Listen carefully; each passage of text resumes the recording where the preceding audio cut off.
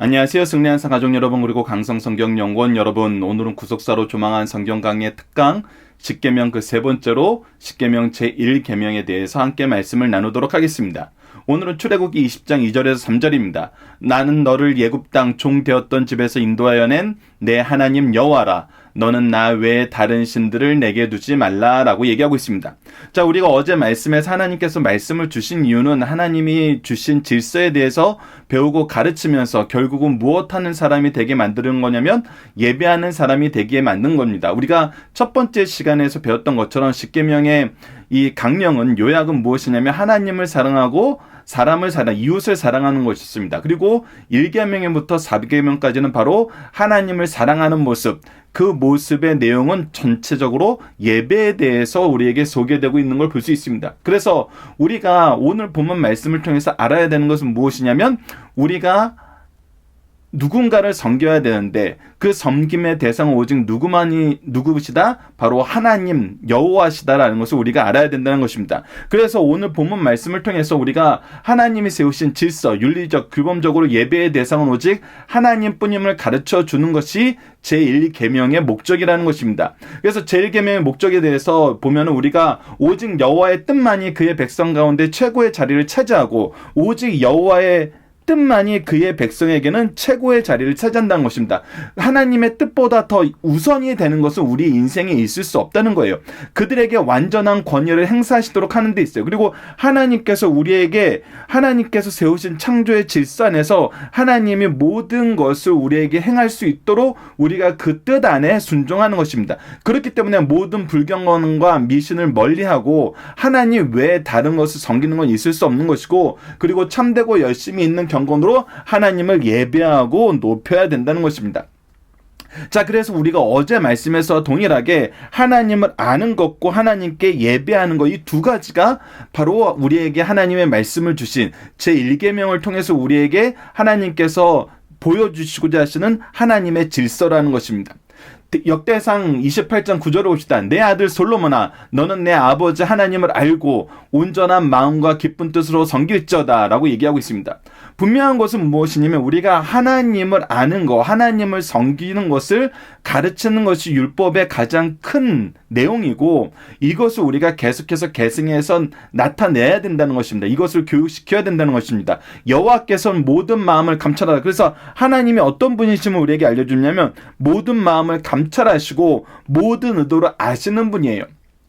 그래서 우리가 하나님께 진정으로 예배 드리는지 우리가 다른 목적으로 하나님께 예배 드리는 척 하는지는 다 아세요.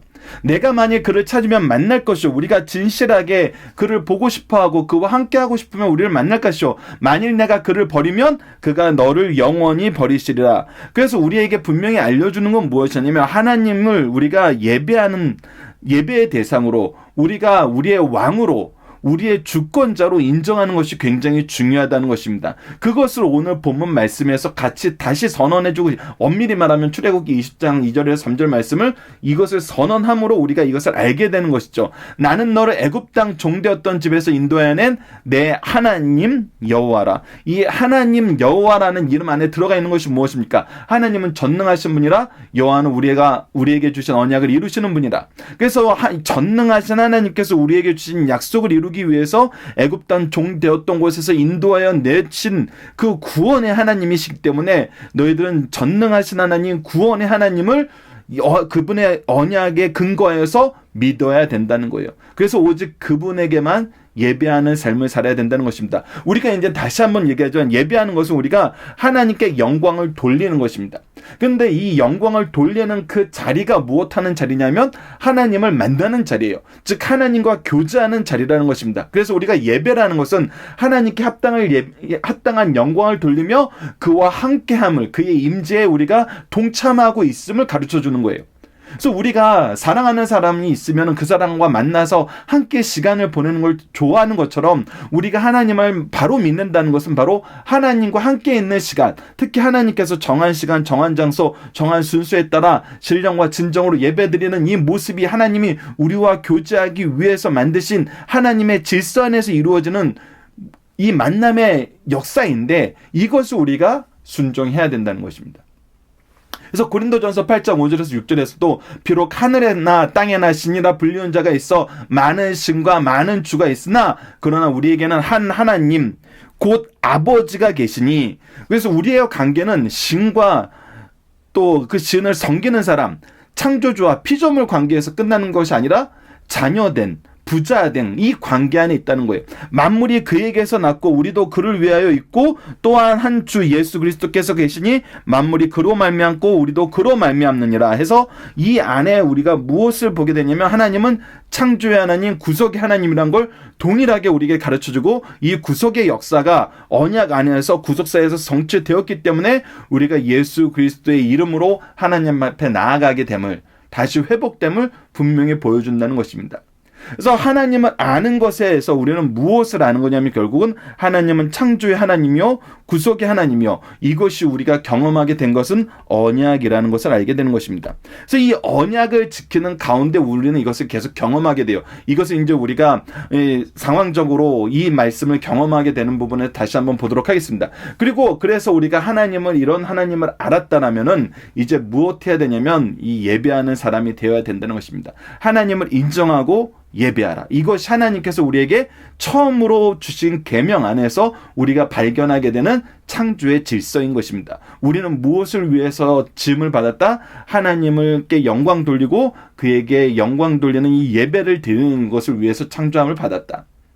이것을 우리가 기억해야 된다는 것입니다. 그래서 신명기 6장 13절을 보면은 내 하나님 여호와를 경외하며 그를 섬기며 그의 이름으로 맹세할 것이니라. 우리는 오직 하나님께 붙들려 짐을 받은 삶, 하나님의 백성으로 그의 통치 안에 있는 삶, 이것을 우리가 기억해야 되고 그 마음으로 우리가 예배자로서의 삶을 살아야 된다는 것입니다. 마태복음 4장 10절을 보면 이에 예수께서 말씀하시되 사탄아 물러가라 기록되어 있을 때 주 너희 하나님께 경배하고 다만 그를 섬기라 하셨느니라 라고 얘기하면서 우리의 섬김의 대상, 예배의 대상, 우리가 의지할 뿐, 우리가 순종할 뿐은 오직 하나님 한 분임을 성경은 분명히 가르쳐주고 있습니다.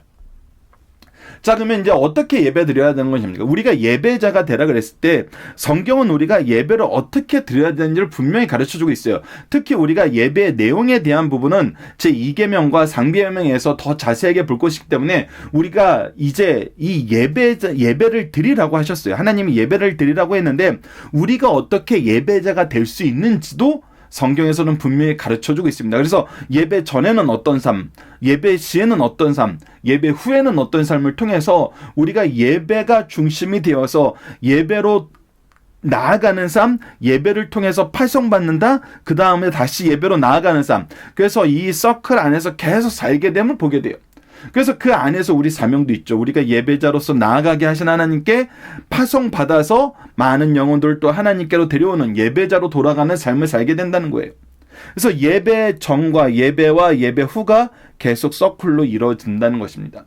자, 그래서 예배 전은 어떻게 준비해야 되는가 할 때 미가서 6장 7절에서 8절을 보면 여호와께서 천천의 순양이나 만만의 강물 같은 기름을 기뻐하실까? 내 허물을 위하여 내 맏아들 내 영혼의 죄로 말미암아 내 몸의 열매를 드릴까? 사람아 주께서 선한 것이 무엇임을 내게 보이셨으니 우리를 자랑하기 위해서 우리 공로를 나타내기 위한 예배가 아니라 선한 것을 하나님이 보여주신 그대로 따르는 예배가 중요한데 그것이 무엇이냐면 여호와께서 내게 구하시는 것은 오직 정의를 행하며 즉 하나님의 뜻을 행하며 하나님의 의를 실천하며 이것은 하나님이 세우신 왕의 직분이에요.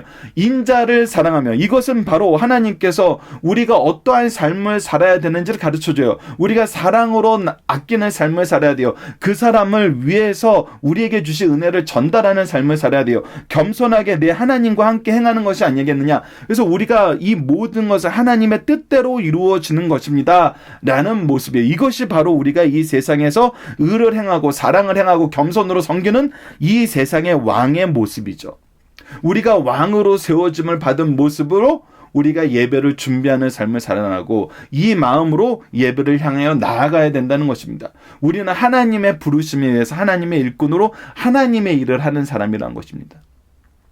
둘째, 예배 시에는 어떻게 예배를 드리게 됩니까? 신명기 4장 9절을 보면 오직 너는 스스로 상가며 내 마음을 힘써 지켜라. 우리가 지켜야 되는 그것이 무엇이며 그리하여 내가 눈으로 본 그 일을 잊어버리지 말라. 내가 생존하는 날 동안에 그 일들이 내 마음에서 떠나지 않도록 조심하라. 너는 그 일들을 내 아들과 내 손자에게 알게 하라 라고 얘기합니다. 그래서 우리는 예배로 나아갈 때 우리 혼자만 예배를 잘 드리기 위해서 나아가는 것이 아니에요. 우리가 예배로 나아갈 때는 우리를 통해서 하나님께서 예배로 함께 나오게 하신 사람들이 있어요. 그 영혼들이 있어요. 우리 자녀들이 있고 우리 제자들이 있고 우리에게 맡긴 영혼들이 있어요. 그래서 우리가 그들에게 예배자로 나아가는 모습과 예배를 드리는 모습과 예배를 준비하는 모습과 예배 후에 어떤 모습이 이루어지는지를 다 가르쳐 주는 거예요. 함께 경험하게 하는 거예요. 그래서 이것을 우리가 계속 계승해 나가는 것입니다. 그래서 우리는 예배자로 나아가고 예배를 드리고 예배를 통해서 파송받는 이 모든 삶을 우리 자녀들과 우리 제자들과 우리에게 맡겨진 영혼들과 함께 함으로써 이것이 이루어지는 것을 또 경험하게 돼요. 자, 그럼 예배 후에는 어떻게 살아야 되느냐 했을 때 호세아서 6장 6절 나는 인애를 원하고 제사를 원하지 않으며 번제보다 하나님 아는 것을 원하노라. 분명히 얘기합니다. 우리가 사는 삶은 하나님께서 우리에게 주신 사명을 하나님의 뜻 안에서 실천하는 거예요. 그것은 무엇이냐면 바로 영혼들을 위한 인애와 하나님을 아는 것으로 나아가게 만드는 거란 거예요. 우리도 하나님을 아는 것을 힘써 배워야 되고 그곳으로 나아가야 되고 하나님을 알게 하는 것으로 더 나아가야 된다는 것입니다. 그래서 사실 이 부분에 대해서 칼빈이 굉장히 잘 설명을 해줬는데 우리는 예배를 드린다는 것은 우리가 무엇인가를 더 잘하려고 하는 것이 아니라 더 잘 순종한다는 것이에요. 이것은 즉 하나님께서 미리 다 정해놓으신 거예요. 예배 전에는 이러한 마음으로 살고 이러한 마음으로 나와야 되고 예배할 때는 우리가 우리에게 맡겨진 영혼들을 같이 이 자리로 나올 수 있도록 도와줘야 되고 그리고 예배 후에는 하나님이 또 우리에게 맡기신 그 마음으로 우리가 이 세상을 살아야 된다는 거예요. 그래서 이것은 더 잘하는 것이 아니라 더 잘 순종하는 것에 포커스가 맞춰 있다는 거예요. 그래서 칼빈은 신앙의 모습을 빙자하여 불신앙적인 자세는 인간의 본성에 뿌리를 둔 것으로서 각 시대마다 그 자태를 드러내왔으며 여전히 그 자태를 드러내고 있다고 얘기하고 있어요. 그러니까 우리가 예배를 더 잘 드려야 돼 하는데 우리는 항상 어떤 방식으로 예배를 드리려고 그러냐면 나의 의와 나의 업적을 자랑하는 모습으로 예배를 드리려고 그래요.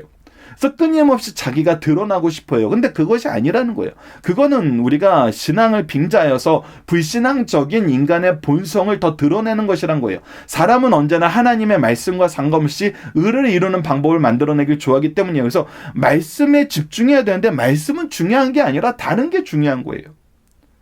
말씀을 통해서 하나님을 알아가고 하나님을 경험하는 게 중요한데 다른 게 중요한 거예요. 이거는 잘못됐다는 겁니다. 그리하여 대개 선행이라고 여겨지는 것들 가운데 율법의 계명들은 지극히 좁은 한 구석만 차지할 뿐이고 인간이 만들어낸 무수한 강령들이 거의 모든 자리를 차지하고 있다는 거예요. 이것이 예수님 시대에 나타나는 율법주의예요. 율법은 하나님이 주신 말씀인데 율법주의는 자기의 의를 드러내기 위해서 만든 제도예요. 더 만들어낸 여러 강령들이에요. 그래서 이것은 오히려 힘써 하나님의 법을 어길 뿐이에요. 거부하게 만들 뿐이에요. 그것이 로마서 10장 2절에서 3절 우리가 계속 나눈 말씀 아닙니까?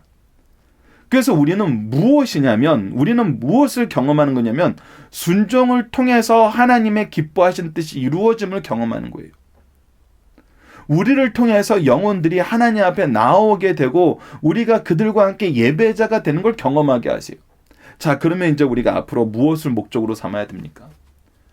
첫째, 하나님과 동행하는 것을 우리의 삶의 목적으로 삼아야 돼요. 요한복음 4장 23절에서 24절을 보면 아버지께 참되게 예배하는 자들은 영과 진리로 예배할 때가 오나니 곧 이때라. 아버지께서는 자기에게 이렇게 예배하는 자들을 찾으시느니라. 하나님은 영이시니 예배하는 자가 영과 진리로 예배할지니라. 우리는 하나님과 동행함으로 하나님 앞에 예배하는 삶이 가장 기쁘고 즐거운 삶이라는 걸 이미 경험했어요. 그러면 우리의 삶의 진정한 예배가 우리 삶의 목표가 돼야 돼요. 그래서 그리스도인이 삶의 모습이 7일 중에 하루를 우리가 가서 예배 드리는 거지만 왜 7일 중에 이 하루가 우리가 경제적인 마인드로 보면은 나머지 6일이 더 중요한 것 같은데 우리는 주의를 더 중요하게 여기고 주의를 더 잘 지키기 위해서 6일을 힘써 일함으로 주의를 준비하는 삶을 사는 거거든요. 그래서 이것이 정말 하나님께서 우리에게 보게 하시고 목표로 삼게 하시는 거예요. 우리가 하나님께 예배자로 나아가게 하고 진정한 예배를 위해서 사는 삶. 이것을 우리가 이제 십계명 후반부에 보면은 우리가 자녀들을 사랑하는 모습 가운데 우리가 부모를 섬기는 모습 가운데 가장 아름다운 모습은 무엇이냐 했을 때는 바로 우리가 이렇게 하나님 말씀을 정말 순전하게 배우고 가르칠 수 있고 참된 예배자로 나아갈 수 있는 이 교회를 우리가 만들어 나가고 우리로 이 만들어 나간다는 것 자체가 정말 잘못 해석될 수 있는 말씀인데 하나님께서 우리에게 주신 사명 가운데 하나님께서는 이런 예배자들의 모임을 회복시키시고 더 확장되게 만드신다는 거예요. 그래서 이런 교회를 우리가 자녀들에게 물려줄 때 이것보다 더 기쁜 일은 없다는 것이죠.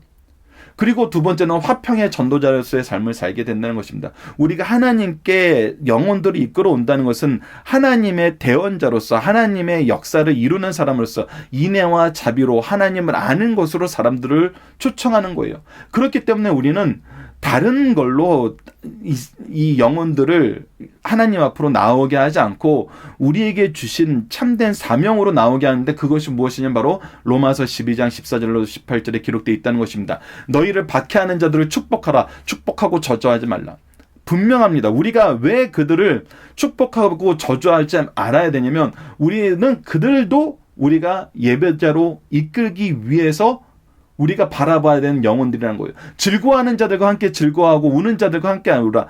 우리는 누군가를 재판하고 누군가를 고발하고 누군가를 심판하기 위해서 이 자리에 있는 것이 아니라 축복하고 그들과 함께 감정을 나누면서 그들의 즐거움과 그들의 슬픔에 우리는 동행하기 위해서 준비해놓은 하나님의 일꾼들이라는 거예요. 여러분들 이 말씀은 너무 잘 이해되는 게 우리가 부모로서 자녀들을 볼 때 이 마음으로 보잖아요. 우리가 자녀들을 저주하기 위해서 부모가 됐습니까? 그런 사람 없잖아요. 우리가 그들을 적당한 거리를 떼어놓고 삼자적인 입장에서 보면서 자녀를 키웁니까? 그들이 즐거우면 우리가 같이 즐거워하고 그들의 슬프면 우리가 같이 슬퍼하잖아요. 이것이 바로 하나님께서 우리에게 주신 마음이고 우리가 우리에게 맡겨진 영혼들을 향하여 나아가는 마음이에요. 그래서 서로 마음을 같이하여 높은 데 마음을 두지 말고 도리어 낮은 데 처하여 스스로 지혜 있게 여기지 말라. 내가 그들을 위해 군림하려는 게 아니라 하나님이 나에게 주신 은혜로 그들을 섬기는 데 있는 거예요. 그것이 예수 그리스도께서 우리에게 보여주신 거예요. 그래서 이것은 섬기는 리더십을 우리에게 분명히 얘기해주고 있습니다. 이것 또한 우리가 자녀들 관계에서도 분명히 드러나잖아요. 아무에게도 악을 악으로 갚지 말고 모든 사람 앞에서 선한 일을 도모하라. 이것이 이제 우리가 이 세상을 사는 삶의 지혜라는 것입니다. 착한 일로 그들이 하나님을 알게 하고 인정하게 만드는 거예요. 할 수만 있거든 너희는 모든 사람들과 더불어 화목하라. 이 모든 사람들과 더불어 화목하라는 것은 그들의 기준에서 그들의 입장에서 그들이 원하는 것을 채워주는 것이 아니라 우리가 그리스도의 복음과 그리스도의 마음을 가지고 그리스도의 사랑을 가지고 나아갈 때는 그들이 우리를 통해서 화목을 경험하게 돼요. 그러니까 우리가 그들에게 맞추는 것이 아니라 우리가 그들에게 예수 그리스도의 평안을 선물하는 사람들이 된다는 거예요. 이것이 바로 전도자의 삶이라는 것입니다. 셋째, 하나님의 복음을 가지고 나아가는 삶을 살게 됩니다. 그래서 이 모든 것은 결국은 이 셋째로 이루어지는 것을 보게 됩니다. 우리가 하나님 말씀을 가지고 나아가지 않으면은 하나님 말씀을 기준으로 살지 않으면은 이 위에 1번, 2번은 우리에게 요원한 것이죠. 이것을 우리가 분명히 알아야 됩니다. 그래서 이사야서 6장 8절을 보면 내가 또 주의 목소리를 들으니 주께서 이르시되 내가 누구를 보내면 누가 우리를 위하여 갈고 하시니 그때 내가 이르되 내가 여기 있나이다 나를 보내주옵소서. 바로 복음을 들고 누가 가야 될까 했을 때 우리가 우리를 보내주시옵소서라고 얘기할 수 있는 그런 삶의 목표를 가지고 있어야 된다는 것입니다. 마태복음 28장 19절로 20절에는 분명하죠. 그러므로 너희가 가서 모든 민족을 제자로 삼아 아버지와 아들과 성령의 이름으로 세를 베풀고 내가 너희에게 분부한 모든 것을 가르쳐 지키게 하라. 볼지어다 내가 세상 끝날까지 너희와 항상 함께 있으리라. 자, 이것을 역으로 따라 올라갑시다. 하나님은 우리와 항상 함께 하고 계세요. 예수님 우리와 항상 함께 하고 계세요. 그래서 우리는 무엇을 하는 삶을 살아야 되냐면 예수님께서 우리에게 가르쳐준 모든 것을 가르쳐 지키게 하는 삶을 사는 거예요. 우리가 자녀들에게 인생을 가르쳐 줄 때 이 세상에 인생의 참된 지혜를 가르칠 때는 뭐냐면 바로 예수님께서 우리에게 가르쳐준 것을 가르치고 그것을 지키면서 살게 되었을 때 너희들이 승리한다는 것을 우리가 알게 하신다는 거예요.